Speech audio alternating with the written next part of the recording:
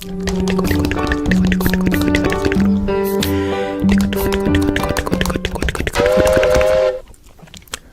chào tất cả các thành viên của ToyStation. Để mở đầu cho những niềm vui và những chuỗi bất ngờ sắp tới diễn ra trong năm 2024 trên kênh ToyStation, thì trong tập ngày hôm nay, anh Kay mình xin giới thiệu với các bạn chiếc hộp này. Alright. Một chiếc hộp mà chắc chắn sẽ làm cho rất nhiều bạn đã theo dõi ToyStation từ xưa tới nay sẽ hào hứng, mà thật ra là anh Kay mình là người hào hứng nhất luôn. Vâng, và mình nhớ là mình có nhiều cái ý tưởng mà intro cho cái video này lắm ta.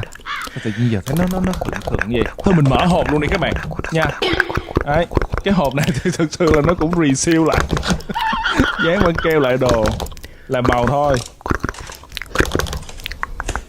Ta-da, ta-da, ta-da. Wow, các bạn thấy gì không ạ? Những chiếc hộp nho nhỏ xinh xinh có logo của ToyStation ở đằng sau, và mỗi cái này đó chính là đại một cái đó nha, chính là sản phẩm merch official đầu tiên của ToyStation trong năm 2024. Thực ra là sản phẩm merch thứ 2 trong cả sự nghiệp 7 năm làm YouTube luôn. Ta-da! Woo! Lần đầu tiên ToyStation có sản phẩm pin. Yep, mình làm được rồi nha các bạn.